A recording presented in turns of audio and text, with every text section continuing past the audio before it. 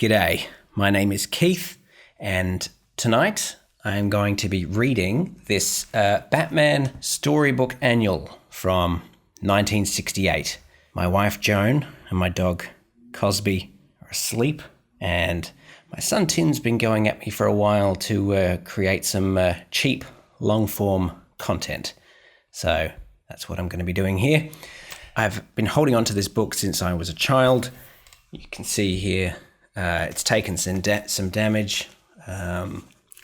In some instances, there are pages that have been torn from it, the contents page, for example.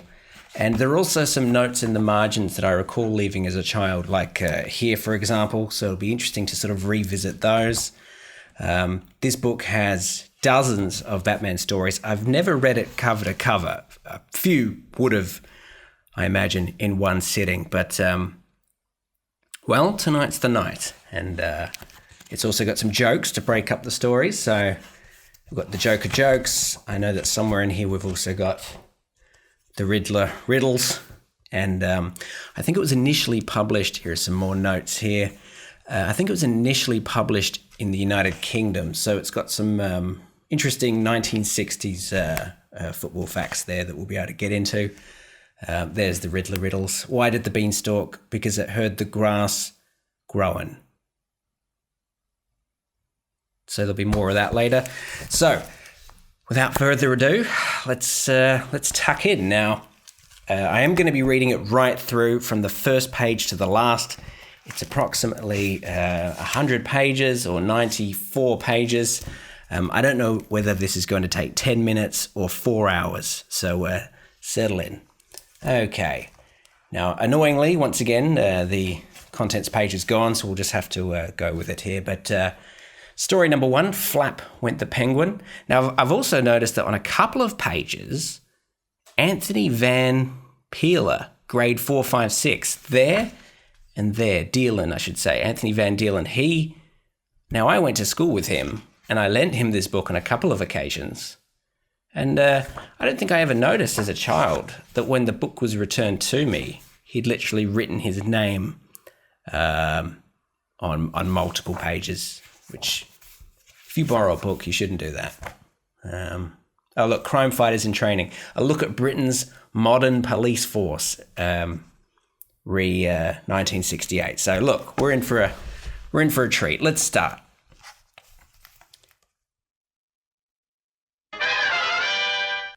A warm summer's day. Gotham City relaxes. Miles away, Batman is enjoying a holiday. The ideal time for the Penguin's latest fishy caper. Well, already, if I was Batman, I would not publicise when I was going on holiday. In the hallowed precincts of Gotham City Police Headquarters, the nerveless hand of Commissioner Gordon replaced the telephone receiver.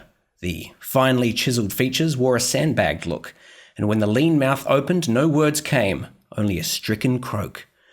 Mother Maracree! Oh yeah, I'm going to be doing the voices, by the way. Chief O'Hara. Well, we'll see how Chief O'Hara's voice goes as we go on. In fact, I'll just drop it immediately.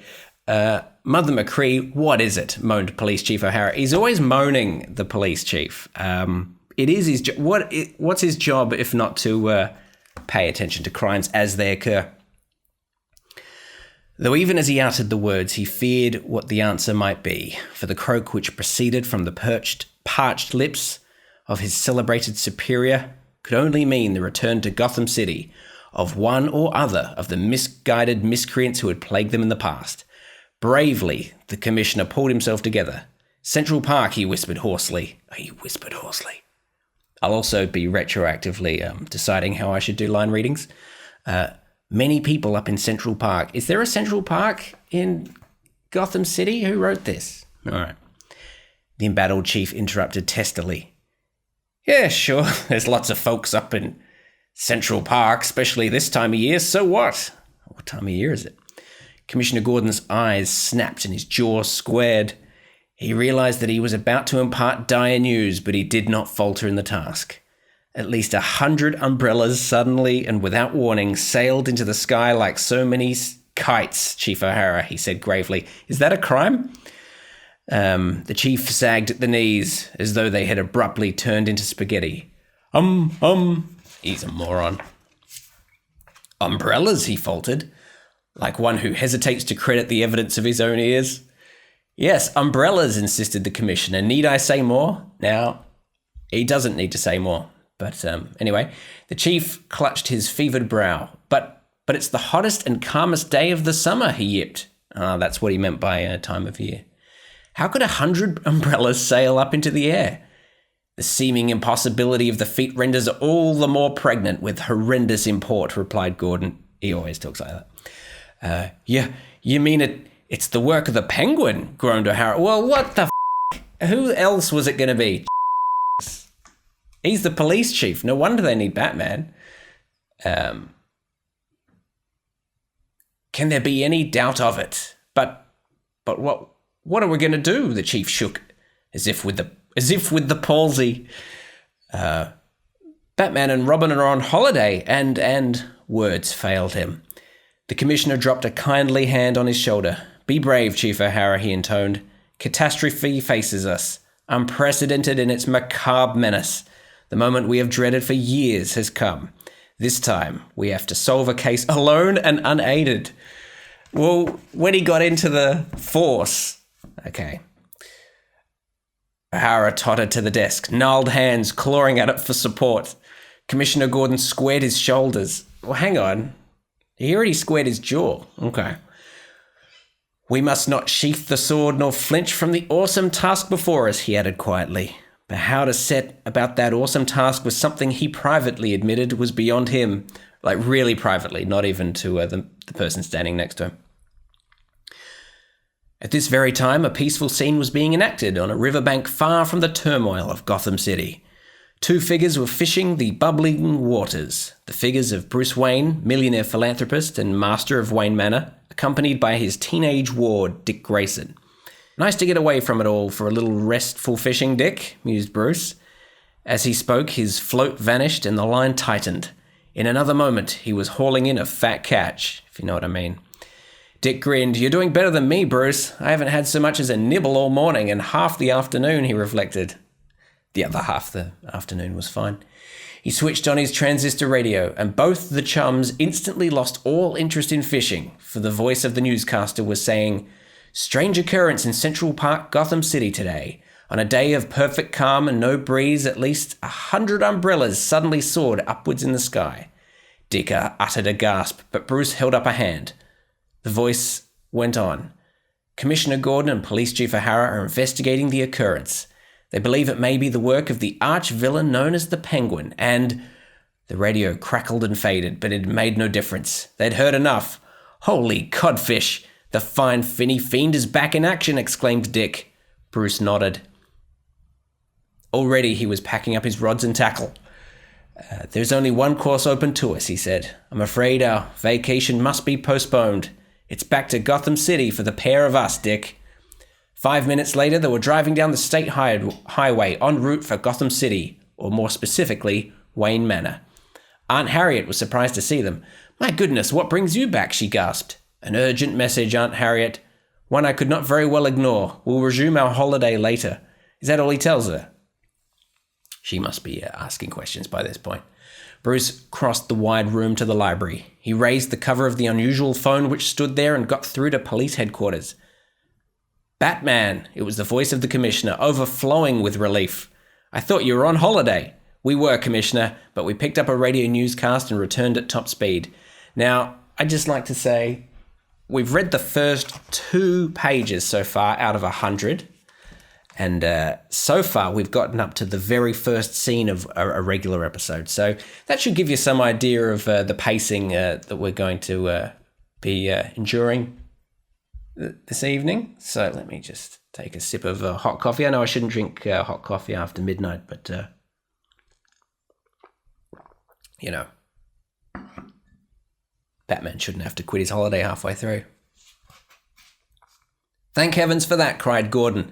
The police department can deal with ordinary crimes, but when it comes to the Penguin, there is only one man. We must look to you and you alone for aid in this hour of travail. Yes, I heard you, Commissioner, rapped Bruce. Robin and I will join you. At once, Crusader? It may take a little longer than that, Commissioner, but not much. Bruce hung up. Only minutes later, 2 masked and costumed figures were in the cockpit of the mighty Batmobile as it streaked down the powdery highway, for Gotham City's famed police headquarters. In the very heart of the teeming city, the gloriously fine day continued, but on a sleazy side street, something smelled. It was a fish store. But the store was not open for business. The shutters were down over the windows and the entrance door was closed. Not that the premises were unoccupied, by no means. Indeed, 3 figures were deep in sinister conference, their conversation being regularly punctuated by the quacking of the Penguin himself. With his monocle in his right eye and his cigarette in a long ebony holder, the fishy fiend was cackling with glee over his latest plot. I have ordered a Penguin-style cigarette holder from the States, but it's yet to come. But I will post an unboxing video and my first cigarette. The sending up of the umbrellas was no more than a test flight, my friends, he told his fellow plotters, Shark and Octopus, and they're depicted here. You can decide which one is which. I had to make sure that my super electronic release box would speed those brollies into the sky, he smirked. Not, of course, that I doubted it, for the mechanism is the product of a mastermind. Octopus seemed perplexed. Who would that be then, he hazarded. Fool, dolt, idiot. Me, of course, yipped the Penguin. He skipped around the store, brandishing his cigarette holder like a sword. He also swings his umbrella like a sword, so I don't know why he'd need to do that with a cigarette holder. But and tonight, my friends, not 100 but 1,000 umbrellas go up over the entire central area of Gotham City. So that is a diabolical crime. Yeah, what good will that do, Penguin, mumbled Shark. See, that's the question I had. Heh, quack, quack. Those brilliant brollies will spray the heart of the city with paralyzing vapor. Oh, that is bad. You perceive the foul significance of my superb genius, eh? Nope, replied Shark and Octopus in unison. The Penguin pranced up and down, half in frustration and half in jubilation. While the entire citizenry lies in temporary paralysis on the streets, the way will be clear for us to open up not 1 but 12 banks and make off with a loot. He shrilled. Are they going to rob banks? They're not actually going to open them up. His Piscine plotters almost jumped off the floor. The light had got through to them, just as it will pierce even the densest vegetation. At last they understood. I'm very impressed with the tone of the text so far, I must say. Gee, Penguin, it's a lollapalooza of an idea, gasped Shark. It's a high-binding hit, crowed Octopus. Say, before the night's out, we'll be as rich as Rockefeller. The Penguin sneered. Compared to us, that baby will look positively poverty-stricken, he chanted. He pointed his cigarette holder at a stack of small canisters. Each of these contains enough paralyzing vapor to put thousands to sleep for hours, he crowed. And each umbrella will carry a canister, and each and every canister will be discharged by electronic remote control from this store. We don't even need to leave the premises. Shark rumpled his hair to the right. So he must be Shark. Having done this, he proceeded to rumple it to the left. Yep. Yeah, but if we don't leave the shop, how are we going to release them brollies, he demanded. The Penguin cackled anew. They'll be discharged upwards through a trapdoor I have fitted in the roof. This is very complicated. Then, when the whole city lies stricken on the sidewalks or in office blocks, we don our special protective masks, sally forth and engage in unrestricted loot and plunder. Octopus and Shark drew a simultaneous deep breath. I think the range of things they can do simultaneously is coming to its limit, but okay. Even brains so addled as theirs could envisage the limitless opportunities for getting rich quick. The Penguin drew his own breath in deeply. A triumphant quack erupted from him. It's a gasser, he cackled. Up at police headquarters, the redoubtable Chief O'Hara was almost hopping mad. I'll have the dragnet out right away, he bellowed. I'll have that perfidious Penguin back up the river in no time. The Cape Crusader smiled. Patience, Chief O'Hara, he counselled. There is more than one way to trap a criminal, and we must first determine what it is the Penguin means to do. He paced the room, his brow puckered in thought. No one spoke. Finally, Batman turned and said succinctly, The Penguin releases 100 umbrellas, all perfectly harmless, but my deduction is that this was just a tryout, a more flexing of the muscles for the rough work still to come. Yeah, but what would that be? Asked O'Hara. I think I have it, answered Batman evenly. As always, our finny friend will be after easy money. Hardly easy. We must ask ourselves one question. Where is money stashed away in large quantities? Yes, good thinking. That is question one, and it should take them a long time to get to that answer. Holy overdrafts. In banks, cried Robin. Good thinking, Robin. And again, as always, the Penguin will wish to make everything easy for himself and his henchmen. What better method could he devise than to release stupefying gas from a whole galaxy of umbrellas, released simultaneously over the central business area of our fair city? Wow, that's a leap of logic, but okay. A gasp came from the commissioner. Incredible, is it not, Chief O'Hara, he said. Only Batman could cut so cleanly to the very heart of a problem. Yeah, by how many pages has it taken him? Okay, fine. Bravely, the commissioner turned to the fearless crime fighters. Batman, Robin, we are in your hands like we have never been before, he said. And Robin and I will not fail you, Commissioner, answered the Crusader. His eyes flickered. I already have a plan, he announced. Meanwhile, I wonder, the Penguin loves to brag, I wonder if he's thinking of putting out a telecast. Batman switched on the office TV set. The picture was a commercial. Batman tried another station, another commercial. Then just as he was about to switch off, the smirking visage of the Penguin came on. A message for the cretinous Crusaders, those bumbling buffoons of Bathos, he exulted. Tonight I, the Penguin, will loot the richest sector of Gotham City, and no one will be able to stop me. You could call it the Big Flap. Quack, quack. The picture blacked out. The Cape Crusader permitted himself a faint smile. The Penguin's unbridled love of self-aggrandizement has betrayed him once again, he mused. Robin smote a fist. Holy broadcasts! We can trace the origin of that tele-wavelength, he exclaimed. For kids today who might not know what a tele-wavelength is, I'll explain it in the YouTube video notes. Precisely, Robin, replied his famous chum. We must hope that we can get there in time. Then the dynamic duo raced for the Batmobile. The wavelength detection was unerring in its accuracy. Batman grasped this the instant he saw the fish store. This time we don't try to get in at street level, he said. My theory is we must literally scale the heights, as it were. Wow, that's a coincidence. By the way, this story finishes on this page, and it feels like it's only just started after much deliberation. The bat ropes were unslung and aimed high. Steadily and calmly, the intrepid chums went up the sheer face of the building, hand over hand, their feet finding perfect gripping. We haven't been spotted, Batman, chuckled Robin. No, but we're not there yet, old chum, warned the Crusader. He glanced upwards. We have to pass an open window, he added. They continued their cautious climb, and as their heads appeared level with the windowsill, the grinning face of their arch-enemy appeared. Quack, quack! Welcome to the dim-wit duo, chortled the Penguin. Well, he doesn't seem annoyed that they've turned up immediately. Desist from your foul-plotting, Penguin, and use your brilliant mind for the good of the community, rapped Batman. Nothing shall stand between me and my plunderous plan, mouthed the finny fiend. Drop dead, Batman and Robin, and that's just what you're going to do, from 20 stories up. As he spoke, the Penguin reached up to slam the window hard down in their hands, to topple them straight down to the street far below. There was no more than a split second between the Crusaders and certain disaster, but Batman took it. With an almost superhuman effort, he lunged headlong through the open window. The shattering impetus slammed the Penguin bodily backwards across the room. But the movement also caused the Cape Crusader to stumble, and by the time he had recovered, the Penguin had locked the door and was streaking upwards towards the attic and the sinister trapdoor. As he went, he screeched, I've still foiled you, crestfallen Crusaders. Within moments, my 1,000 umbrellas will put the city to sleep. Quack, quack. As one man, Batman and Robin hurled themselves like ramrods at the door. There was a sickening crunch as the panels splintered. In a trice, the Cape Crusader had thrust a hand through and turned the key. Above them, frantic quacks and shrieks were erupting. They took the last flight of stairs 2 at a time, whoa, 2, and burst into the attic as the Penguin was in the very act of activating the lethal lever which would send his baleful brolly skywards. But in that final last second, 2 mighty figures soared clear across the room, and their air reverberated with thuds and moans. Biff! Oof!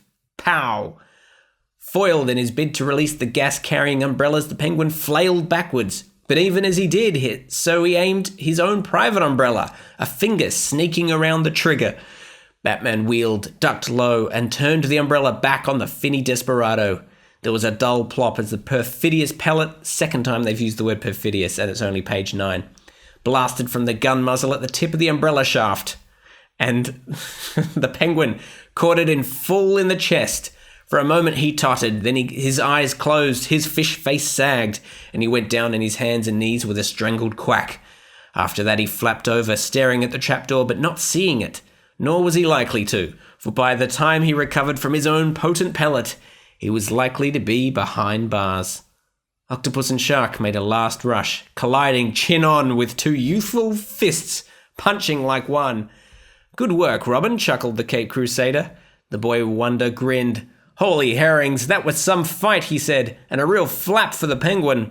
Batman unhooked a telephone and spoke swiftly to Commissioner Gordon.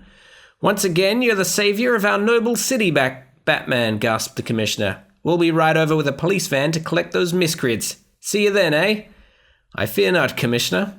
"Why? Where will you and the boy Wonder be?" gasped Gordon. A dry chuckle came from the Cape Crusader. "Gone fishing," he said. Yes, that is funny, but it also gives away that it's Bruce Wayne and Dick Grayson a little bit. So that was story 1. If only we had the contents page, we could tick that one off. Another note in the margin. Speaking of which, the very next page, a test of skill, a little game here that unfortunately we can't play over the internet, for there's no way to really interact with other people over the internet. But I can at least read the rules, and I'm certainly going to do that. As you can see, I was quite a bright child, because I already grasped sort of where the lines go. I don't recall ever actually playing this game or any of the other games that are around in the world with other children, but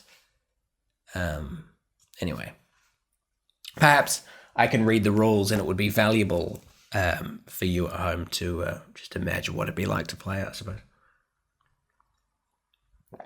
How are we doing for time? Yeah, good. It's about 6 hours till dawn.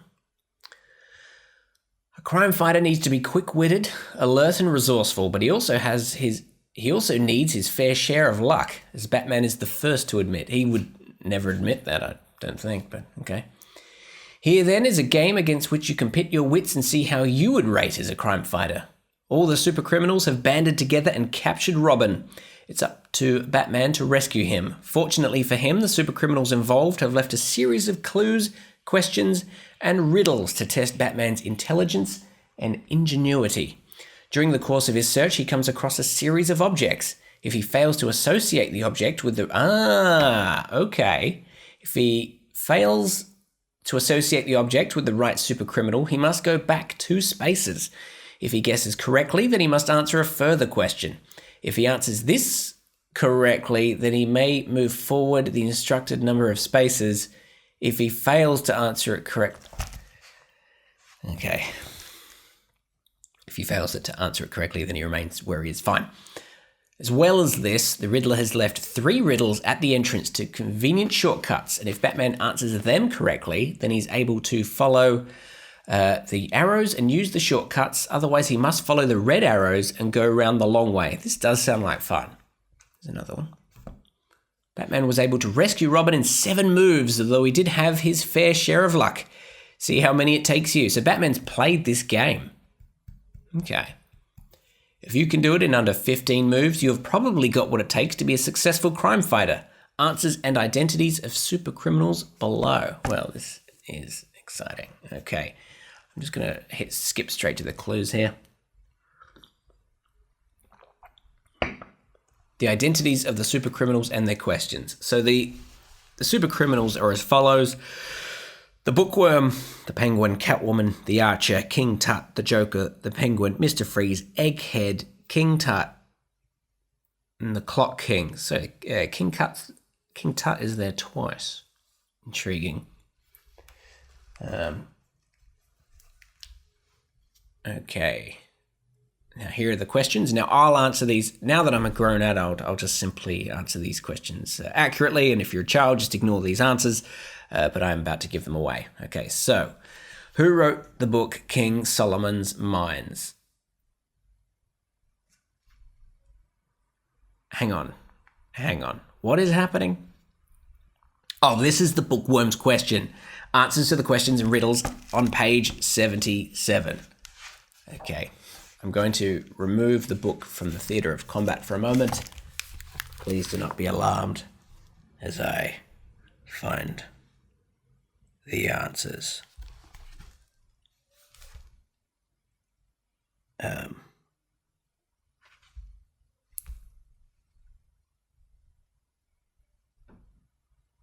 Okay, who wrote the book King Solomon's Mines? The correct answer is Rider Haggard. Go forward 4 spaces. So if you're playing at home, I hope you screenshotted this one here.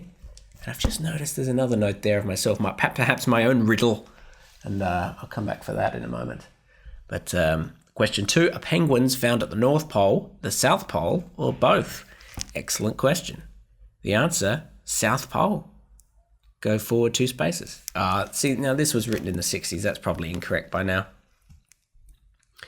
The English actor Edmund Kean had a pet cat. What was special about it?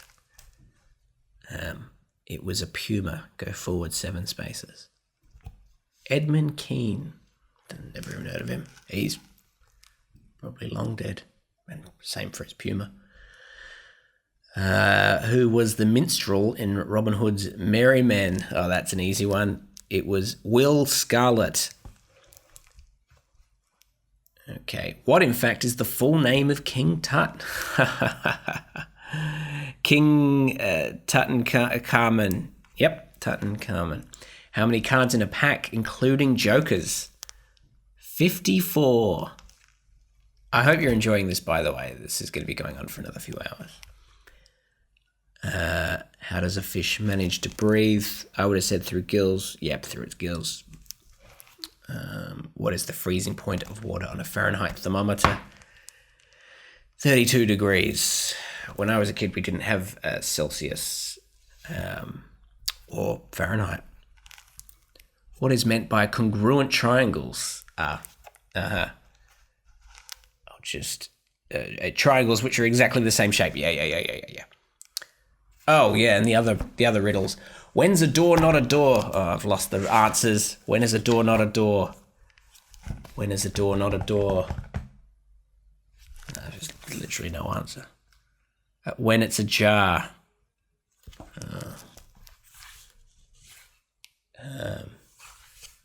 2 is company, 3 is a crowd. What are 4 and 5? No, I think this is going to be funny. 9.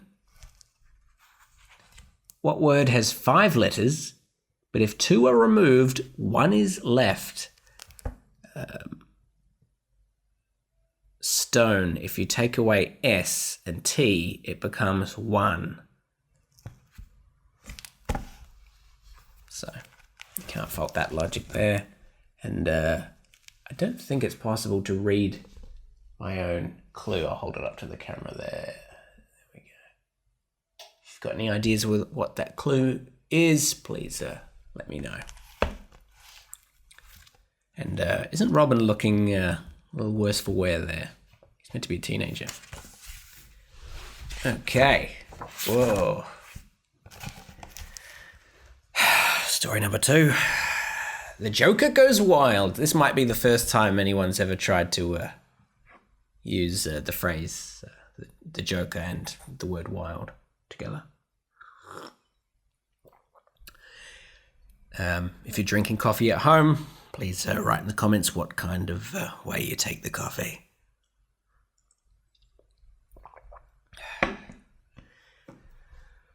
What's this? The Wild West in Gotham City? The Joker's nefarious prank makes the place seem more like Dodge City. But those 2 caped lawmen, Batman and Robin, are at hand. A peaceful day in Gotham City. And as the shades of Eventide fell, Commissioner Gordon casually switched on the television set in his office to catch a newscast. A little bit obscured by some of my notes there. It was the last casual thing he was to do for some time. Is that right? Because I'm not entirely sure what Commissioner Gordon does when Batman's actually doing his job. True, the beaming features of the newscaster flickered momentarily to the screen, but even as the celebrated commissioner bent an attentive ear, the picture just suddenly became distorted, then vanished altogether, to be replaced by a face, the very glimpse of which caused the commissioner to quake like a smitten blancmange. A low whistle of shocked surprise, tinged with fear, burst from his lips. I think we can all picture that. Chief O'Hara, who was gazing benignly out of the window, turned. It was his intention to make a courteous inquiry as to what the heck was the matter, but the question never came from him.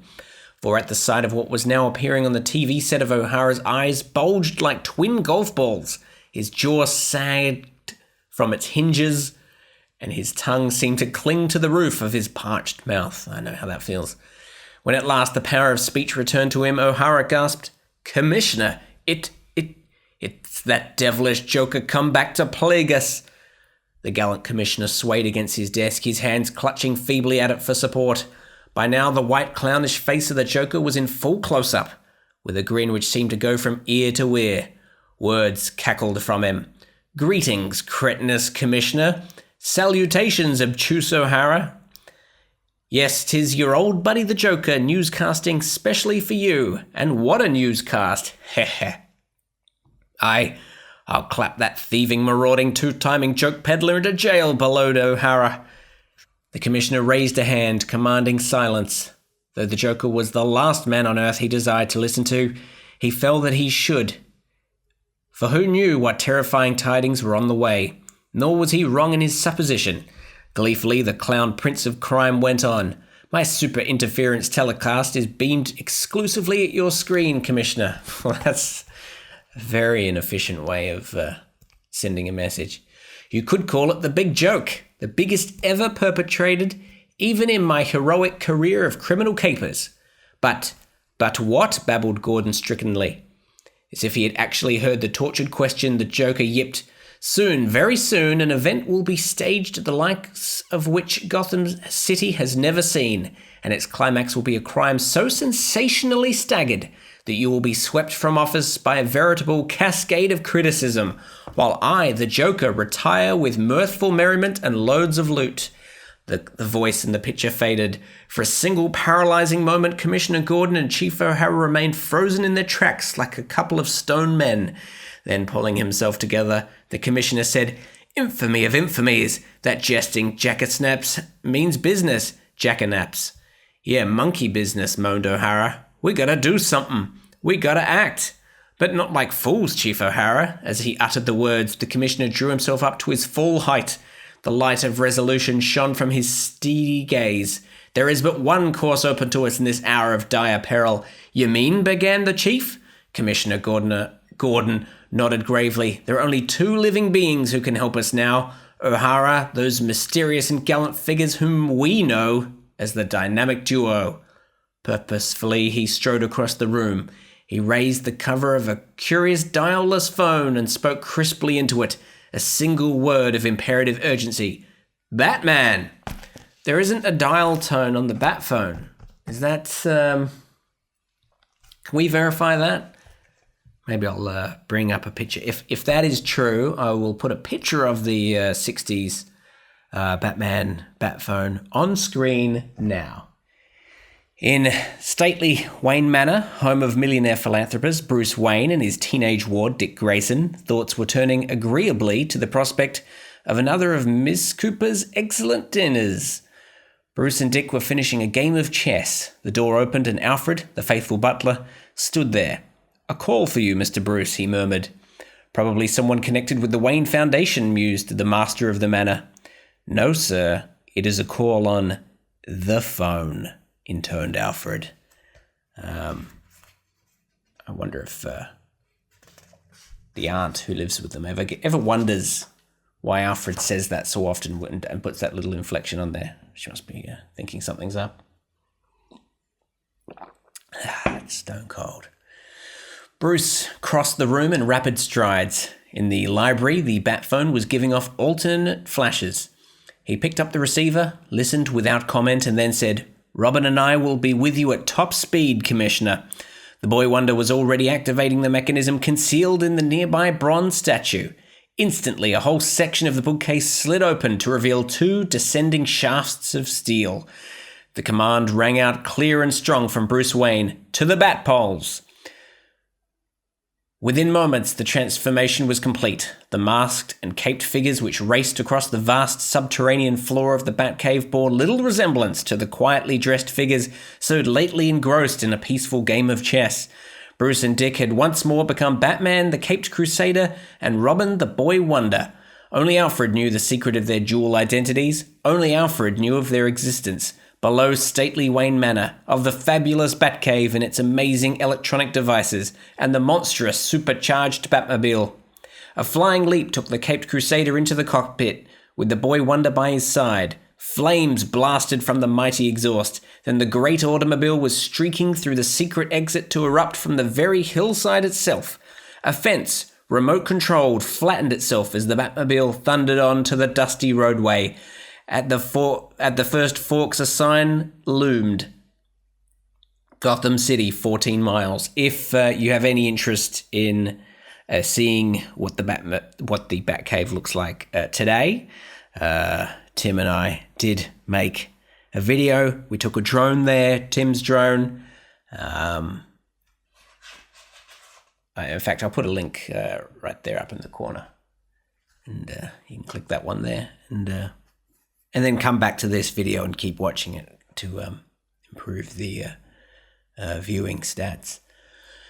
The Caped Crusader's foot slammed hard down on the accelerator and the Batmobile shot down the highway. "Holy humorists," chanted Robin. "We're back in action, and just when things were starting to get a bit dull."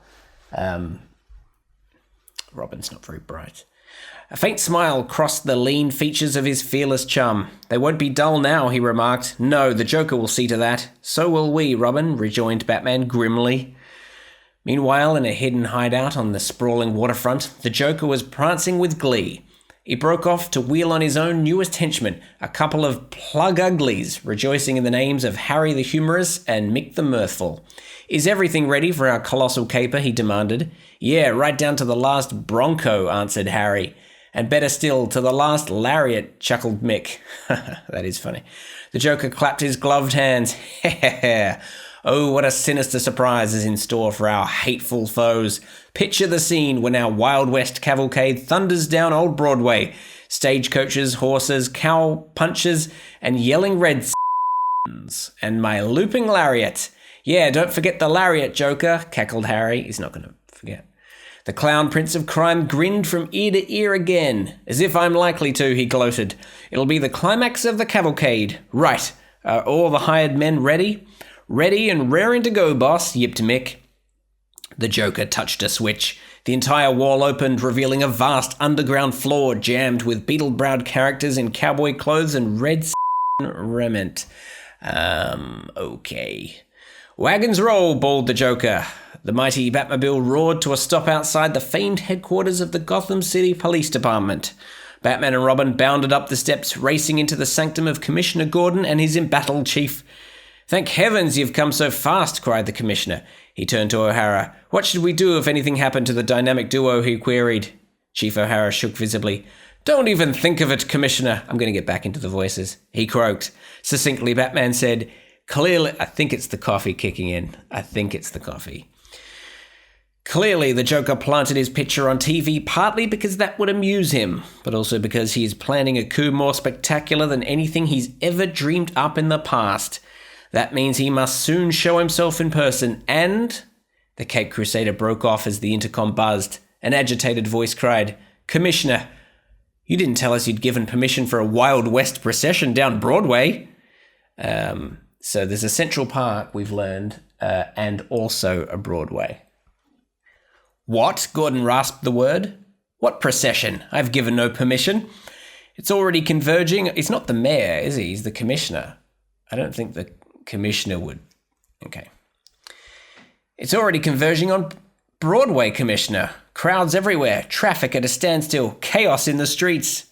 Gulping like a stricken bullfrog, O'Hara groaned, "It's the devilish Joker. It must be." Batman's lean lips were pursed. His eyes flickered behind the black mask. "I think I have the vital clue," he said quietly.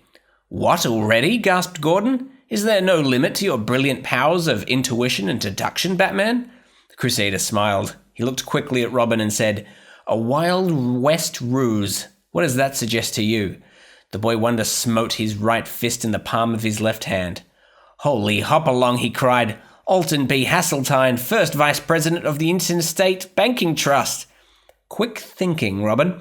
Hasseltine is Gotham City's #1 Western fan. He even has a private cinema to rerun scores of old Western movies. My guess is that the Joker has tipped him off about this unauthorized cavalcade, and he'll be watching from the balcony of the bank offices. Then let's go, Batman, shouted Robin excitedly. Chief O'Hara, peering out of the window, uttered a hollow moan. The whole city's jammed with folk, he wailed. You won't be able to move down in the streets. Batman's jaw squared resolutely. This is the third time a jaw has squared in the first 15 pages. At this rate, knowing that there are approximately 100 pages, there will be 17 more jaws squaring before the end. There is always a way, Chief O'Hara, he said. Robin, the bat ropes. Leaning out of the window, they unerringly slung the ropes high up to the parapet of the roof. In another instant, they were climbing. Batman glanced down. Far below, the sidewalks were packed with milling crowds. In the distance, the outriders of the Wild West cavalcade were already looming. Suddenly, the air was smitten by the staccato roar of six shooters aimed at the sky and full of the blood-curdling war cries of the painted Indian braves. I apologize if any of this is wrong. Just wrong to say, wrong to depict in picture form. Americans, they've got, there are rules, and in Australia, I don't know what their rules are, so let's proceed. The dynamic duo were on the flat roof now when leaping from one to another, steadily nearing the procession. 2 more mighty bounds and they were on a roof almost immediately above the thundering cavalcade. They lay flat, peering down. Immediately ahead of the stagecoach cantered the Joker, a wild sombrero on his rascally head and a swinging lariat in one hand. Now, when they say lariat, I'm presuming that means lasso, a form of lasso. In a few moments, they'll be exactly opposite the balcony from which Hasseltine will certainly be watching, said the Crusader. But just what will the Joker do? Observe his lariat, Robin, answered Batman. That will give you the answer. Well, this has already given away what's going to happen to some degree. The boy wonder gasped. Batman, you think of everything, he cried. I only hope I've thought of it in time, rejoined his chum gravely. They dropped the bat roots down a gap between 2 roofs. Within seconds, they were at street level. Batman thrust his way through the press of people. Startled shouts burst out as they were recognized, but the Crusader paid no heed. Time was running out. He knew full well, and he must act almost immediately. He glanced up. Immediately above them was an iron-railed balcony. Alton B. Hasseltine, that immensely wealthy banker, was leaning out, beaming jovially, and making a perfect target. Robin grabbed Batman's arm. Holy horrors, he breathed. The Joker must be about to swing his lariat to rope in Mr. Hasseltine. Correct, Robin, old chum. Then we'll stash him in the stage and ride like the wind. The crowd won't interfere. They'll figure it's all been arranged as part of the show. This is a little bit like the Tim Burton film when the Joker put on a festival there to dump fake money with his face on it. Not my Batman, I should say. It came out when I was 29, and by that point in my life, I'd already had pretty fixed ideas about who and what should be portraying Batman. This might be a good time to discuss all of the recent Batmans, all of which I don't count as valid. And the Joker will hold Hasseltine to ransom. Exactly. And he'll demand at least $1 million. Well, you can only imagine what $1 million would be in today's money. Even as he spoke, Batman coiled his bat rope as if it too were a Wild West lariat. He moved forward. Well, how did he do that? Coiled it, but he must have tied a knot in it. Stand back, folks, he commanded. Such was the imperative urgency of his voice that they obeyed. The Joker, full to the brim with his own cleverness, never saw his fearless foes. He was gazing gloatingly up at Alton B. Hasseltine. The banker beamed. The Joker bowed. Mockingly, he gently swung his lariat to and fro. In the interests of Western justice, but much more in my interests, I'm going to rope you in and hold you to ransom, he chortled. Then, without warning, he whirled the lariat straight upwards. But before the noose had reached his victim, another had already snaked through the air to ascend firmly around the Joker's shoulders. Ow! Ouch! What's up? Eek! He screeched. Batman's mighty grip tightened, hauling in a single sharp jerk. And the Joker positively sailed through the air to land with a sickening bump at the very feet of his most hated adversaries. Commissioner Gordon and Chief O'Hara struggled through the crowd. "You got him, Batman," cried O'Hara. "That devilish Joker will soon be in the cells." "On what charge?" sneered the Joker. "I haven't done anything." "You were going to. We saw it all," thundered the Commissioner. Justice is served for something nearly committed. The Cape Crusader smiled. "Let the punishment fit the contemplated crime, Commissioner," he said. "What do you suggest, Batman?" Batman, who is now judge, jury, and executioner. The Crusader eyed the sneering clown prince of crime grimly. The Joker seems to have a fondness for the Wild West, he reflected, so we'll ride him out of town on a rail. A chuckle exploded from Robin. That way we can make sure the Joker really goes ... wild, he said. I hit the camera with my own exuberance.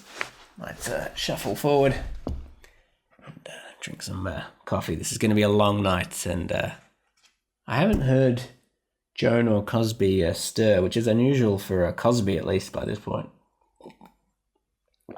If I was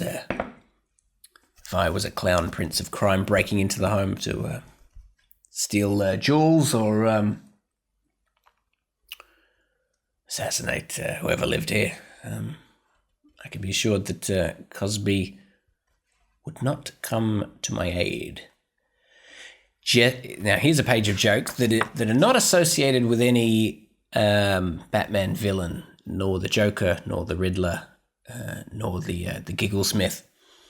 These are simply just for fun. "You walk the dog your way and I'll walk it mine," this man says with a fishing line attached to the dog. I hope the hook's not in its mouth. Let's have another look at that escape plan, Albert.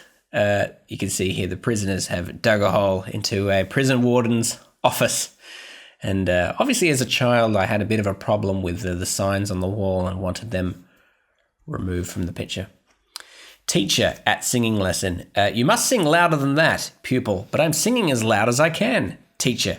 "Well, let yourself go more. Open your mouth and throw yourself into it."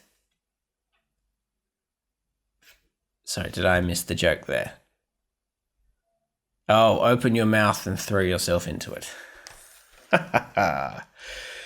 Johnny, why do they put the television... All right, I'll start again. What time is it? 10 to 1. Oh, I hope I can maintain my exuberance.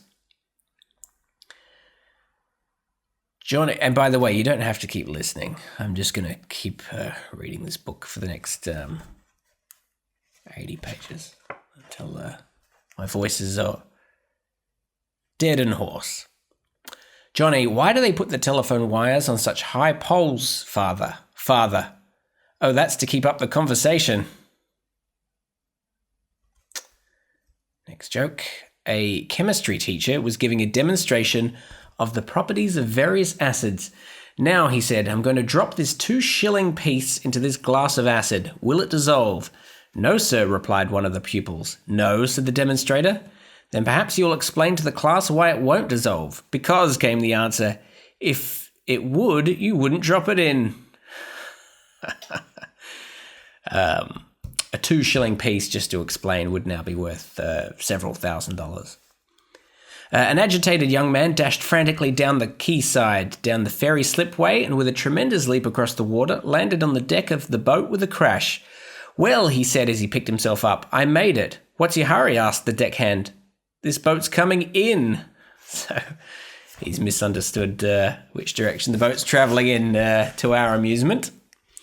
And now, Now comes an informational section here on page 18. Know your sports. Now, they've used what I can only describe as the Olympic rings, which come at quite a price tag, is my understanding. And I think to get around that, they've drawn the flag with a line down the center. And because they've split the logo in two, you couldn't possibly claim that they were the Olympic rings. It's simply 2.5 rings here, 2.5 rings here, and joined by a centerpiece. Polo was introduced to England from India in 1869, and the earliest match was one between the 9th Lancers and the 10th Hussars. It is played on a pitch 300 yards long by 160 yards wide, and the game itself is divided into periods called chukkers. So that's good news, isn't it? What was the name of this famous cricketer? He dominated cricket for 40 years from 1864. I would suggest that even when I was a kid in 1968, I was not acutely aware of cricketers from 1864. But I can see here he is W.G. Grace. He was an amazing player and character. No more information needed. I'm glad that they left all of that space blank there. I didn't need to know any more about that guy, and it was worth bringing up. A golf ball may feel solid, but actually the best ones have a liquid center. A small sack is filled with a liquid substance, usually water, castor oil, or liquid silicone, and then the rubber thread is wound round it under tension. The dimples in the outer cover help to create an accurate flight. These are just some did you knows, and I apologize if the information is now out of date. I presume the last 60 years of golf ball technology have come along leaps and bounds. The Olympic Games, now held every 4 years, probably date from about 1370 BC. They were terminated by an order issued in Milan in AD 393, and it was not until 1896 that they were again inaugurated in Athens. The earliest man-carrying glider was designed by Sir George Cayley, 1773 to 1857, and carried his coachman about 500 yards across a valley near Brompton Hall, Yorkshire, in the summer of 1853. Now, I will address the elephant in the room here. As a child, I was bright, but occasionally my confidence would get the better of me. And obviously I was uncomfortable with these 5 balls here and the sort of the shape they got of them. So I incorrectly claimed that they were basketballs. And then I pointed at all 5. I must stress I was a bright child. Here I've given a tick at my own confidence. Here are some questions. What footballer scored the greatest number of goals in British first-class football? Kids? I'll tell you the answer later. You probably know it already. Number 2, who was the first person to run the 4-minute mile, and what year did it take place? Number 3, what was the price of the world's most expensive polo pony? When did fox hunting become a fashionable sport in Britain? What is the greatest weight ever lifted by a human? Again, these are to 1968 standards. And how old is the sport of wrestling? I'm now going to give you those answers one after another out of context. James McGrory of Glasgow Celtic, 1922 to 38, scored 550 goals in his career, 410 in league matches. Roger Bannister ran a mile in 3 minutes 59.4 seconds on an Oxford track in 1954. I've never visited Oxford, but I'd like to see that track. The highest price paid for a pony was $22,000, or £7,857, after the 1928 USA versus Argentina International. So, there we go. This is still relevant. I remember reading these facts over and over again as a child. I thought if I sort of just read these 5 or 6 facts over and over and over and sort of cemented them into my brain, then I could come across as a smart kid at parties and sort of mingle with adults. And so it did come at the expense of other facts. But anyway, question 4. Fox hunting in this country, being the United Kingdom, dates only from the middle of the 17th century. Before that, they'd been hunted only by mistake in the pursuit of deer or hare. And you can imagine how easy it is to confuse a fox with a deer. Question 5. The greatest weight is 600 pounds in a backlift by the 26-stone Paul Anderson, the 1956 Olympic heavyweight. I'd like to see someone lift mighty Paul Anderson, although he would have lost a lot of weight by now.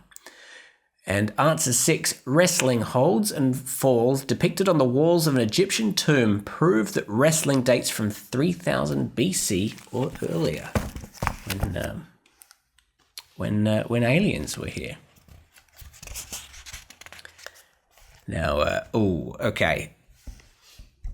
Now, this next story is called A Christmas Called Corel. And here's Corel in the bottom right-hand corner. When I was a boy, I couldn't really have a look at these pages. If I'm not mistaken, yeah, see, even the image now brings back a lot of bad memories of sleepless nights, trying to not imagine Corel in my room. And in fact, as you can see, I tried to scribble out his face, but to no avail. I still think about him semi-frequently. A Christmas Called Corel. I've actually I know that I've never read this story, so it's terrifying to even think about, but okay. Where is Father Christmas? What twisted mind would rob the children of their Christmas pleasures? Will Batman and Robin foil the Scrooge of Gotham City in time? And if this is going out of focus, I do apologize. With all the rapid movement, it must be hard to keep up. With just 3 days to Christmas, the big stores of Gotham City were festive and gay. Crowds thronged the gift departments, but for the youngsters, the biggest draw in all the stores was Santa Claus. At Harvey's, the city's premier store, the jovial, rotund Father Christmas was having a busy time. It was, and for any kids trying to picture what Harvey's is, it was sort of like, it sounds like it's sort of like John Martin's, what John Martin's is today. The jovial, rotund Father Christmas was having a busy time. It was hot, harassing work, and while he was giving a first-rate performance talking to the other children, patting the smaller ones and smiling benignly, benignly, he wouldn't be sorry when closing time came. An hour later the store did close, and Harvey's Father Christmas peeled off his Santa Claus outfit. As he left the staff entrance at the rear of the building, he shouted, "See ya!" to the few remaining members of the staff, and stepped out into the dimly lighted East 33rd Street. Very strong parallels between Gotham City and New York City in this book. I always pictured Gotham City a little more like Chicago. But I'm wrong. The roads were slushy and it had begun to snow again. The evening was cold, and Harvey Santa, now recognizable as plain Frank Mortimer, pulled his coat collar closer around his neck. I think this guy needs to watch out. He strode out for home. He'd walked about 20 yards when a black sedan swung noiselessly round a corner. As it pulled alongside the striding figure, 3 men sprang from the vehicle and jumped at Frank. His shout of protest was muffled by the closeness of the 3 figures. He tried to resist, but the odds were too great. Frank was dragged to the waiting automobile, bundled into the back, and as the 3 men climbed in after him, the car sped away into the night. The following morning at stately Wayne Manor, millionaire philanthropist Bruce Wayne's handsome features were grim-lined as he turned to his faithful ward Dick Grayson. Dick knew that something was amiss as soon as the alternating light had emitted from the special bat phone in the library. After listening serious-faced for a few moments, Bruce had said, "We'll be over right away, Commissioner." The switch close to the special bat phone was activated. The large paneling swung back, and as Bruce turned to Dick, there came that well-known command, "To the bat poles." The drill was rapid and precise. Bruce and Dick sprang to the opening in the wall, leapt to the vertical poles, and within seconds were out of sight. The library wall automatically eased back into position. And that's something you don't see in the show that much, is the movement of the library wall going back. So that is something we've learned here. Bruce and Dick descended the bat poles down 200 feet. Halfway down the poles, they went through the automatic changing machine and emerged as those famous law upholders Batman and Robin at the start of yet another crime-busting mission.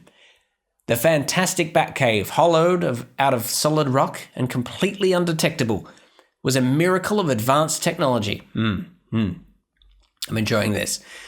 There was housed the incredible anti-crime computer, television scanners, the special Bat atomic power plant, all of which the intrepid Batman and Boy Wonder used to such good effect in their ceaseless war against crime and injustice.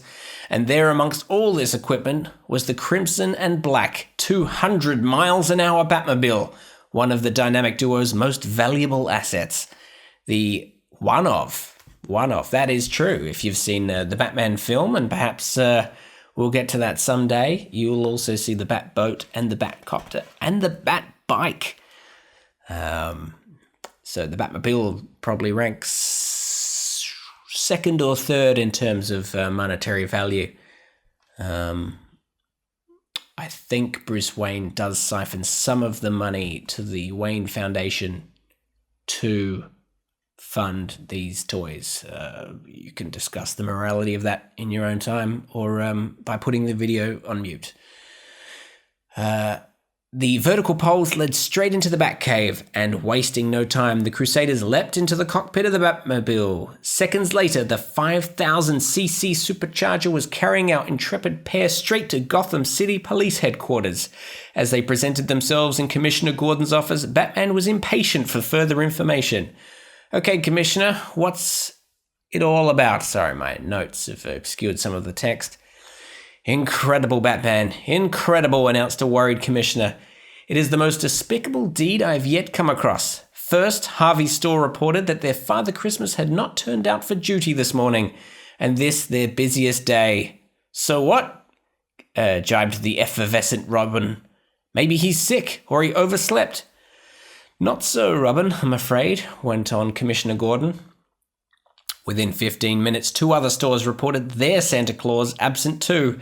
Within an hour, every store in the whole of Gotham City employing a Father Christmas had telephoned to say that their Father Christmas had hasn't turned in for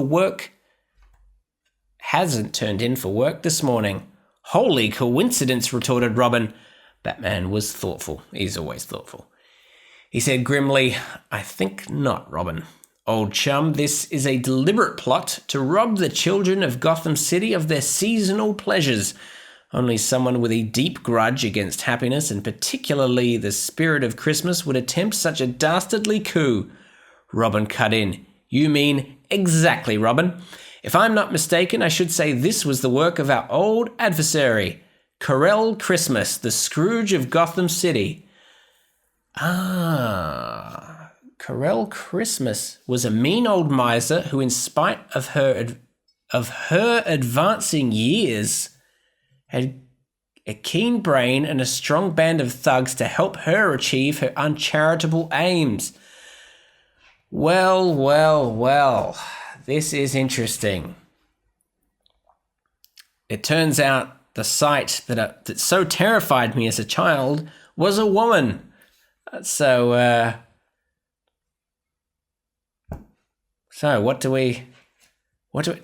is that a woman? Does the person who drew the pictures? No. It says Carell, but, all right. Okay. Thwarted and unsuccessful earlier in life, she'd become embittered, antisocial, and had rapidly developed a dislike for the accepted joys and happiness of life. Yeah, like Joan. Shh. She hated seeing people enjoying themselves. She despised Christmas. Her declared headquarters was an old large house on the outskirts of Gotham City. From previous encounters, Batman and Robin knew the location well. As the dynamic duo left the commissioner and police headquarters and leapt once more into the fabulous Batmobile, their destination was clear enough in both their minds: Carell's broken down, neglected headquarters. So Carell, after she gets imprisoned, doesn't change her headquarters when she gets out. She just keeps it in the same place, which is making it very easy for Batman so far, I must say. Commissioner Gordon had automatically given traffic clearance for the monster roadster. Does he do that every time? And the giant Batmobile sped through the slushy streets. It is a large car, so it wouldn't be ideally suited to mingle with regular traffic. About 300 yards from the old house, Batman swung the Batmobile into a side turning and stopped. "We'll walk from here, Robin." "Okay, Batman." They sprang from the gleaming vehicle and walked swiftly towards Carell's Christmas headquarters. As they moved around the corner of an old warehouse block, they noticed a group of young children clustered around a snowman. Seeing Batman and Robin approach, one of the youngsters stopped them, shaking an old tin can, half full of small coins. The dynamic duo smiled through their masks and reached to put a coin in the tin. Instantly, the snowman came to life. Carell Christmas, no less, stepped from the white false facade and in her croaky, miserable voice, like Joan, confronted them. "So, Batman and Robin, you have acted exactly as I imagined you would. You have walked right..." Well, so she can talk. "You have walked right into my little plot to put misery and not merriment into this coming Christmas." Batman and Robin moved forward, but as they did so, Carell Christmas snapped out an order, and from the side shadows stepped half a dozen of her cronies. Carell threw down a capsule, and immediately she and her gang donned face masks. The vapor emitted from the small explosion made Batman and Robin grab for their throat and eyes. Their resistance to Carell's gang was weakened, but they staged a good fight. Then oblivion came to the dynamic duo, and they knew no more, suddenly getting vague. Meanwhile, Carell Christmas's foul scheme was already being executed. Unknown to the dynamic duo, break-ins were being staged at all the stores where Santa Claus had disappeared. The stocks of toys for the children were being replaced by sinister parcels, destined to explode when opened. Quite harmless, but so upsetting for the children. Well, what's harmless about explosions? And from this mean scheme, Carell Christmas's warped senses derived great pleasure. She's got a problem with children. You can come to your own conclusions. Her aim was to replace the authentic Father Christmases with her own men, suitably disguised so that they could carry out her plot. Now, with Batman and Robin in her power, there seemed little to prevent her from carrying out her miserable scheme. She cackled to herself as she thought what a clever plan she had devised. As Batman and Robin regained consciousness, she couldn't resist explaining her plot in detail. "Holy Scrooge!" exclaimed Boy Wonder. Carell croaked and cackled with amusement as she witnessed the dynamic duo's predicament, but the peak of her delight was yet to come. "What I have in store will produce the most miserable Christmas for years for a great many people," she sneered, rubbing her hands in glee. "You won't get away with it," countered Batman. "Oh, yes, I will," came back Carell. "And you, Batman and Robin, will help me to execute my master plan." It was a fiendish scheme, as Batman and Robin were to discover. Again, Carell let out that hideous cackle, like Joan, as she wallowed in the delights of explaining to the Cape Crusader and his faithful chum her Christmas-spoiling plan. "My information is that Batman and Robin are due to make a guest appearance at Harvey's store tomorrow in the vast hall. Over 500 youngsters are looking forward to seeing the world's most famous crime busters." "Holy disappointment," cut in Robin brusquely. "Don't say you're not going to let us keep our date. Those kids have been looking forward to seeing us for weeks." "Yes, I see. Yeah. Do Batman and Robin make a lot of store appearances? Or, okay. Once more, Carell tossed back her head and cackled. Not so fast, Robin. You'll be going out all right. As I said, you are part of my master plan. Harvey's Father Christmas is now replaced by one of my men. He'll be distributing parcels as usual, but special parcels that will emit an invisible gas as they're unwrapped. So the mission to first explode things on the children and now to emit a visible gas is it's getting intense. You can't mean it, interrupted Batman, keenly concerned for the safety of the children. Don't worry, Batman, the gas is perfectly harmless. Just like the explosions. It will just make them very sick for 72 hours. And of course, ruin their Christmas.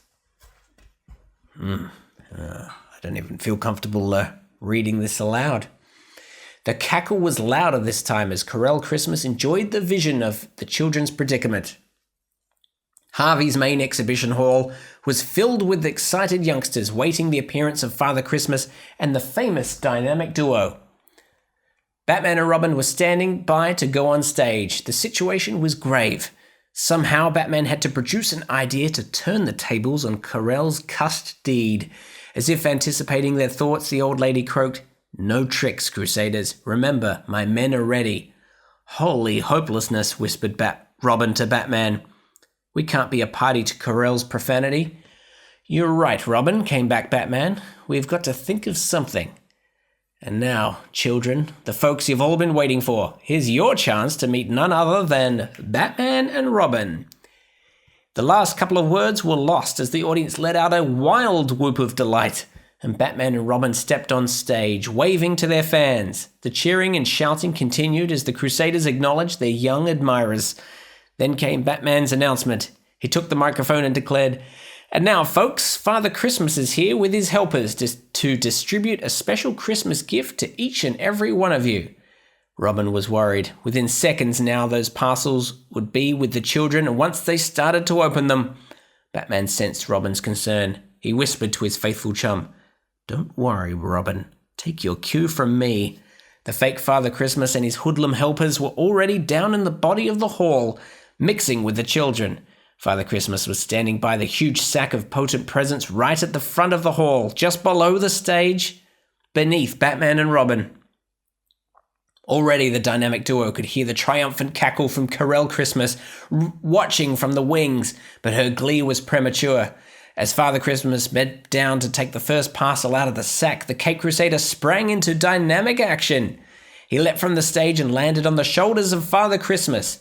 The two sprawled on the ground, sock, blat. The fight was on as Robin, acting only a fraction of a second after Batman, taking his cue, jumped onto one of Carell's hoods and sent him staggering back with a fierce blow to the jaw. Carell's cronies, startled by the instantaneous action of the Crusaders, were slow to recover, but then they advanced together on the dynamic duo.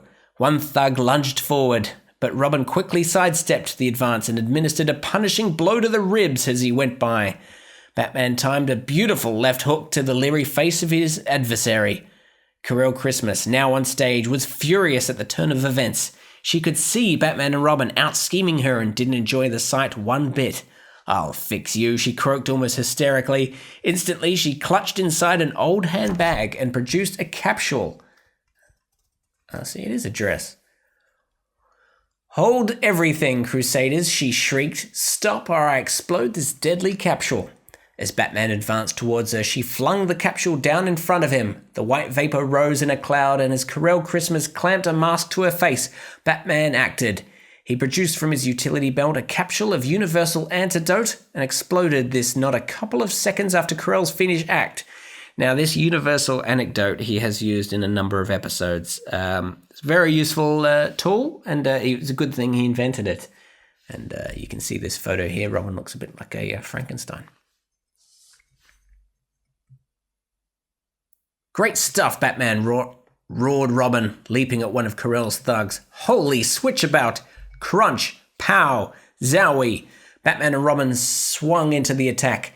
As one of Carell's cronies attempted to reach the parcels in the sack to release the sickening vapor, Batman hauled him back, pulling on his shoulders. The Cape Crusader blocked a well-aimed blow and in return delivered a solid punch to the solar plexus. And as the thud buckled brought a roaring right hand up to the chin. The man slithered to the floor and stayed there. Carell's plot had been foiled, and the Scrooge of Gotham City knew it. She fled from the hall. Boy Wonder turned to Batman. Great stuff, Batman, he repeated. That's one Carell who won't be calling this the tune this Christmas. That's one Carell who won't be calling the tune this Christmas. Okay. Commissioner Gordon and Chief O'Hara arrived just in time, bringing with them the authentic Father Christmas for Harvey's store, Frank Mortimer. You are right, Batman, announced the Commissioner. We found Frank and all the other Father Christmases held captive at Carell's headquarters. Frank, hearing of Carell's desperate attempt to sabotage the enjoyment of the children, grew concerned for their welfare. Were they scared when all the fighting was going on, he inquired. He soon got his answer. As he began distributing the real presents to the youngsters, he discovered that they had all thought it was part of the show, a presentation put on especially for the benefit of Batman and Robin. Gosh, they were great, shouted one little fellow excitedly. Some gimmick, muttered Batman. Stoic, as always. Okay. Now, it's time to learn a little bit about the police force in Britain. Bobbies, we like to call them from afar. Crime fighters in training. I imagine, having seen British police officers, not much has changed. They don't carry firearms. A look at Britain's modern police force. Okay. Combating crime wherever and whenever it raises its ugly head in Gotham City has become the chief occupation of handsome young millionaire philanthropist Bruce Wayne and his teenage ward Dick Grayson. In their highly theatrical guises of Batman and Robin, they readily combine their knowledge and energy to fight crime in page after page of exciting fiction. We know they're only figments of someone's imagination. Well, steady on. And as such, we accept and enjoy the dynamic duo's larger-than-life adventures. Who wrote this? Not a fan. Not a fan. If in real life we saw such people in our midst, we would most certainly dismiss them as eccentrics or publicity seekers. This is not sanctioned by Adam West or Burt Ward. True life crime fighters don't need Batman's gimmicks. In fact, the more unobtrusive they are, the easier the task of bringing a criminal to justice. Britain has a much admired system of justice and fair play, and throughout the world, British lawmen have won respect and confidence. Crime fighters from many continents have visited Britain to study methods of crime prevention and detection, so that in turn they can achieve the efficiency and integrity that are symbols of the British police force. But one doesn't become a police officer overnight. Indeed, not every person would be suited to the tough, selfless job of protecting other people's lives and property, sometimes at the risk of one's own life too. The talents and duties of a fully trained policeman are many. One day, he may be directing traffic in the rush hour, giving first aid by the roadside, or breaking up a fight outside a public house late at night. His next spell of duty may find him apprehending a suspected shoplifter, controlling crowds at a football match, taking statements at a smash-and-grab raid, or caring for a little lost boy.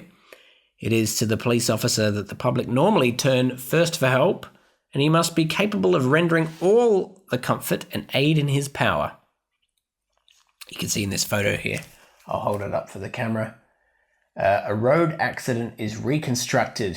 The officer in charge guides the cadets step by step through the correct procedure a patrolman called to the scene would be expected to follow. And, here's someone with their head in their hands. This is fun, isn't it, for Batman fans? I don't think the coffee's helping me anymore, to be honest, and my heart's racing. I did promise Joan that I wouldn't drink coffee after 4 p.m. anymore. And what time is it now? Yeah, it's 1:20 in the morning. I don't have to get up early, so that's a benefit.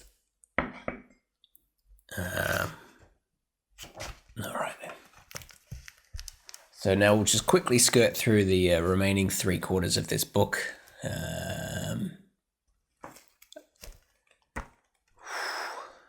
Oh boy. Okay. Oh, it's got a real kick to it. A real kick to it. I'll just have one more sip. Yeah. Getting down to the bottom there. If my voice becomes too hoarse of the remaining 3/4 of the book, feel free to adjust it artificially. So perhaps put on the chipmunk filter. I know those albums are very popular. A career in Britain's modern police force. But how does one set about becoming a policeman? A boy who has passed the basic requirements for the force can start training at 16 as a police cadet. Again, I feel like some of these rules may have been updated since then. He must be of British nationality, physically fit, at least 5 feet 8 inches tall, and have normal eyesight. And of course, must have reached a reasonable standard of education. After his basic training, the new recruit is usually transferred to another cadet residential school at Ashford, Kent, where under qualified police instructors, the cadets receive a good grounding in all police subjects. He is taught what to do if suddenly faced with a crime or an accident or with someone in distress. Road accidents are realistically reconstructed and the cadets guided step by step through the correct police procedure to be taken. The patrolman must render whatever first aid assistance he can to any injured party, warn the traffic in the vicinity of the accident, give a brief report on the situation of... Are you still listening to this? Thank you for sticking with us. We're doing this exercise, and I hope you get something out of it too. As much as I am. You know, I think I'm just going to take a lie down for a minute. Oh, I'll be back. Don't worry.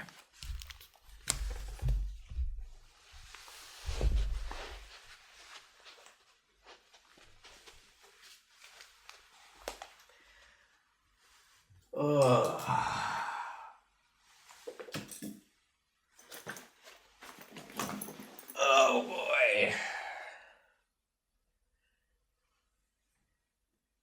What else is on?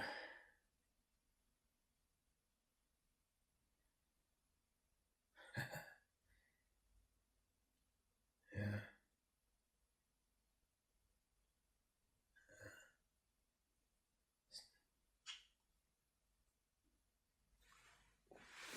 I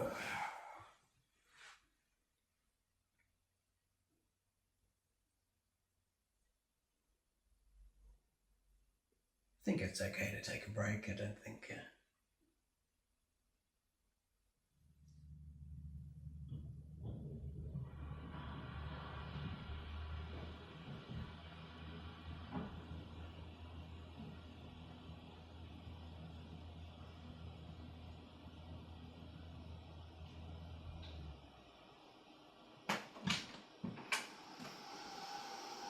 Yeah, no.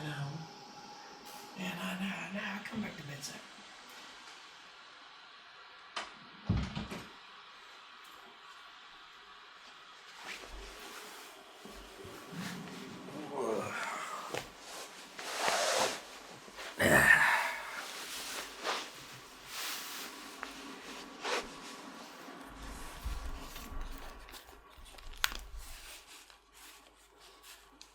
Okay. You'll make it back. I'm sorry if I don't have all the technology to sort of edit that correctly, but thank you for sticking with us. I just had to pay a visit to nothing. All right, I've got to get rid of this coffee. I don't think it's doing me any favours. Quite the contrary. I've got a fresh glass of water for second part of this marathon. In case you're wondering, I've got a book about beloved book about movie locations here. Perhaps I should have read that cover to cover instead. Sort of encyclopedic knowledge there that I've put to good use. Whoop. Let's make sure they're not...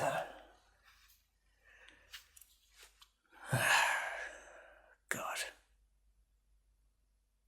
There.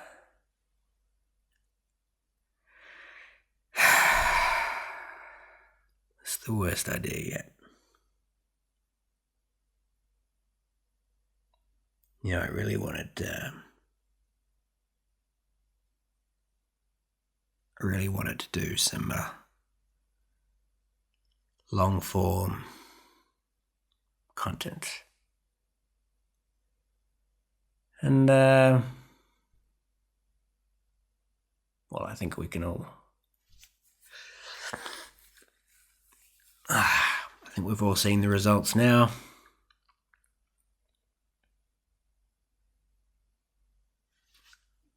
I mean,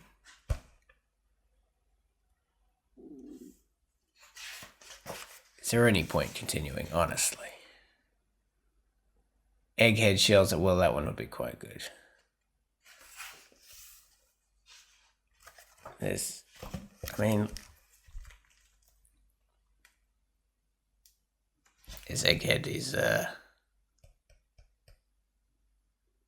looks like I was determined to give him hair.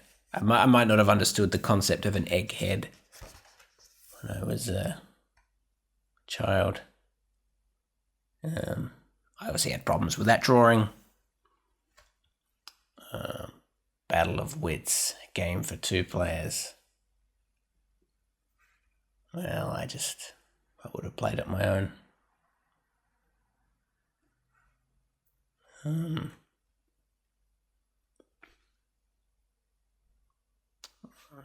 I shouldn't be focusing in on his crutch. Batman meets the Gent. That one's probably pretty fun.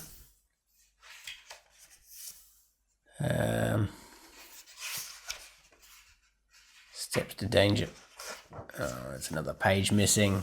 Oh no, look. There's a story where the page 39... Minstrel. Probably for the best. I'm not going to read that one. 44. 39 to 44. The scribe, the gent, the scribe, these aren't. A test from Egghead. All right, let's do that. Let's do a test from Egghead. Egghead, the villain with the mind of a computer, has set out these facts to try and fool you. See if you can discern which ones are true and which are false to outwit the evil mastermind. These are true or false facts for children. The first tank was a French invention by Monsieur Jules Leblanc in 1925. True. Answer. False. The tank was invented in England in 1915 by Sir Ernest Swinton. So, question 2. Queen Elizabeth I was married at Hampton Court in London. True. What's the point of giving out a false answer?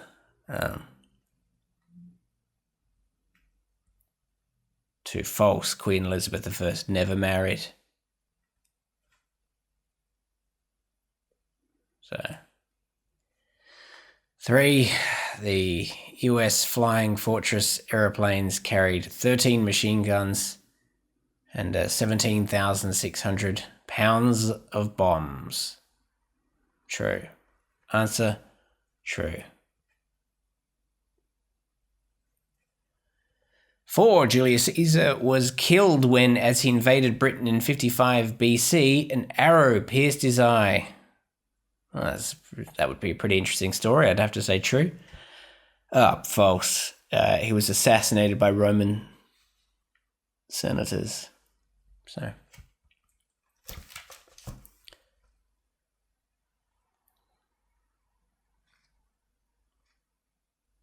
What am I doing? 5. The Great Wall of China, which was built in 246 BC, was 1,684 miles long. True. 6. The only colour that a bull will charge is red. False. Bulls are colourblind and will charge anything if they are angered. Wow. Okay. Enter Catwoman. Now, I think even as an 8-year-old, I had a fondness, let's say, for Catwoman, as did Batman, I may say. Unlike the harsh Carell Christmas. My favorite of Catwoman, of the 3 Catwomen, was obviously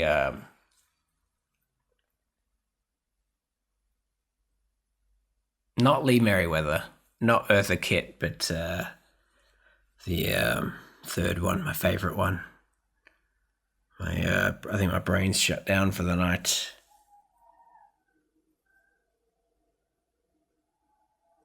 Can hear a party going off the distance. I think when you reach my age, you don't really have the stamina to read 100 pages of a book. You know what I'm saying? You know what I'm saying. I just want to get into bed.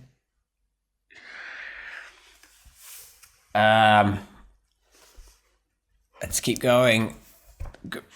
Cape Crusader, Harry Houdini, Baker's Dozen, la. Could they? We only got through 3 stories, and each one of them had intricate descriptions of this scene, and then very little else after it. The rest of the stories would just fly by. Yeah, look, Batman fights a guy dressed as a card. Hey, now look at this. This is Bat words. Here's me. Now, I told you I was a bright child.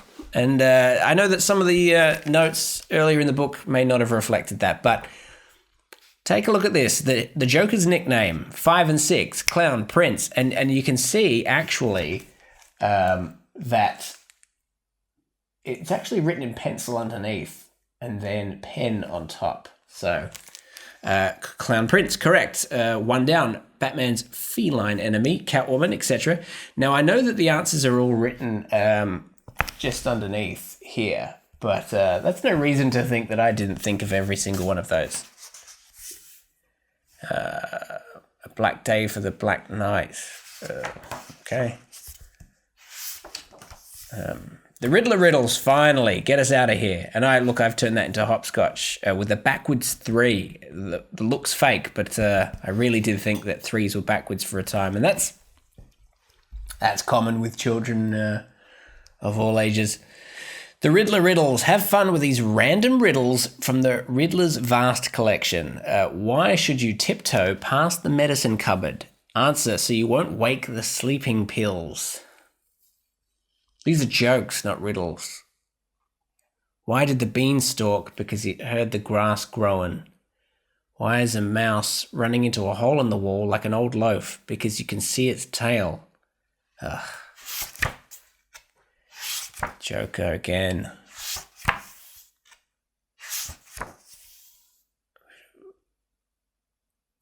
Football quiz. Oh, just a general quiz. The Earth is the only inhabited planet in the solar system. True or false? True. Thought so. Although I do believe in life on, around the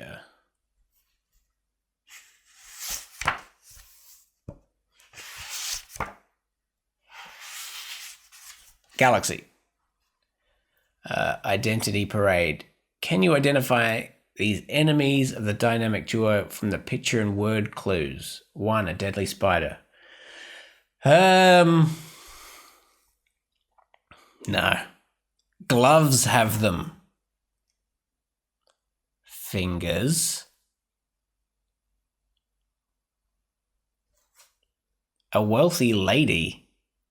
Humpty Dumpty was 1. Well, that's Egghead. Okay. That's Egghead. Gloves have them. No, I don't know the villain. Part of him is found on the seashore. That one, Sandman. Okay. Now, what are the others? The Black Widow.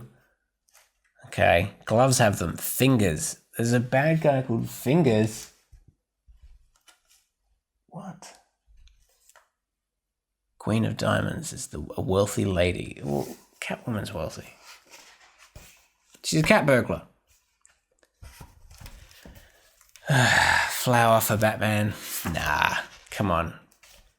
Who's that? The Water Lily. Though young and beautiful, had a record which would do no discredit to the most notorious criminal. She'd been born into a life of crime, her father and mother both having done time in jail. Water Lily had known no other life, and while quite young, had drifted into petty theft. Then she'd run the gauntlet of the police later in life, and it was Batman and Robin who had been responsible for her capture. She'd been nicknamed Water Lily because of her infatuation with flowers, and in particular, lilies. Oh, I get it, yeah. She had bouquets of them sent to her while in the police cell awaiting conviction. Okay. Oops. That's it. And obviously wasn't a fan of this picture either. King of Hearts, is that what he's called? Catwoman and the others. So there we go. Oh, please. So there we go. So look, I didn't read it cover to cover, all right? I really tried, and it was we got about a quarter of the way through, and it took looks like it took nearly 2 hours, and so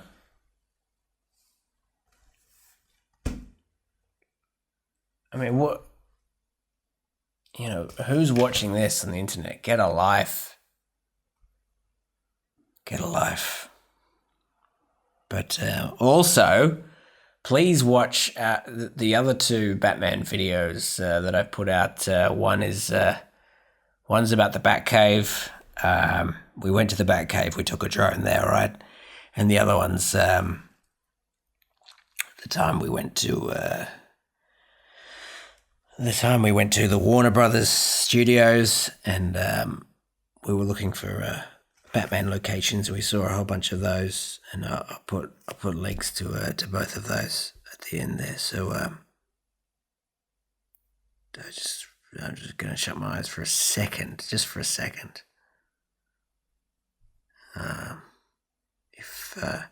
Please remember to rate and review and subscribe. If you have a positive comment, leave it down below, but I know that you don't. You probably just write unpleasant things. You probably log into YouTube and write nasty comments, which is it's crazy behavior. And look, I'm just gonna get out of here now and have a good night and get some sleep, because it's good to get some sleep.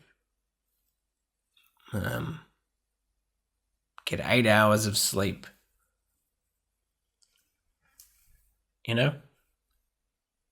Just get Cape Crusader, he just sometimes he needs to get some shut eye, and he just needs to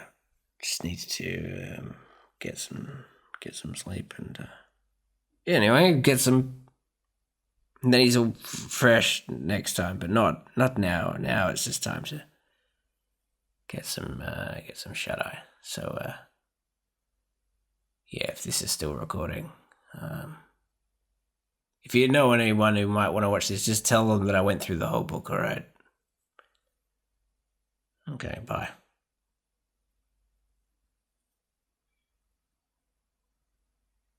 Yeah. Okay. Bye.